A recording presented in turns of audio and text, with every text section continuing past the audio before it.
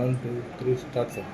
ఇంకా చెప్పదలుచుకుంది ఏమంటే మా ఎస్పీ గారి ఆదేశాల మేరకు మరియు మా డిఎస్పీ గారి సూచనల మేరకు తిరుచానూరు ఇన్స్పెక్టర్ అయినటువంటి నేను మా సిబ్బంది అందరూ కూడా మేము మా తిరుచానూరు పోలీస్ స్టేషన్ లిమిట్స్కి సంబంధించిన ప్రజలందరికీ తెలియజేయడం ఏమనగా మీరు మీ పిల్లల్ని జాగ్రత్తగా చూసుకోండి. ఎందుకంటే వాళ్ళు ఎక్కడికి వెళ్తున్నారు ఏమనేది మీరు మీ పిల్లల యొక్క నడవడికను వాళ్ళు నడుచుకునే విధానాన్ని మరియు ఎవరితో తిరుగుతున్నారు అనేది కూడా మీరు గమనించాలా.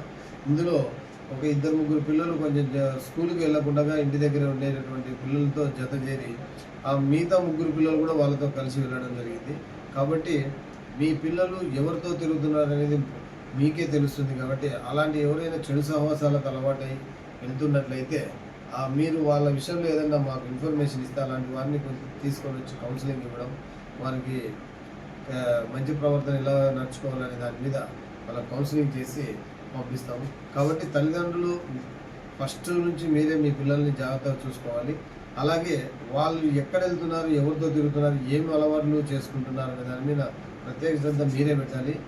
మీ వల్ల మీరు చెప్పినా వినక ఉన్నప్పుడు పోలీస్ స్టేషన్లో వచ్చి మాకు కానీ పోలీసులు మా కానిస్టేబుల్ బీట్స్ తిరుగుతుంటారు, బీట్స్ తిరిగి ఉంటారు, బ్లూ కోట్స్ వాళ్ళకి కానీ మా కానిస్టేబుల్ హెడ్ కానిస్టేబుల్ మీ ఏరియాలోకి మేము పంపిస్తున్నాం, వస్తున్నారు.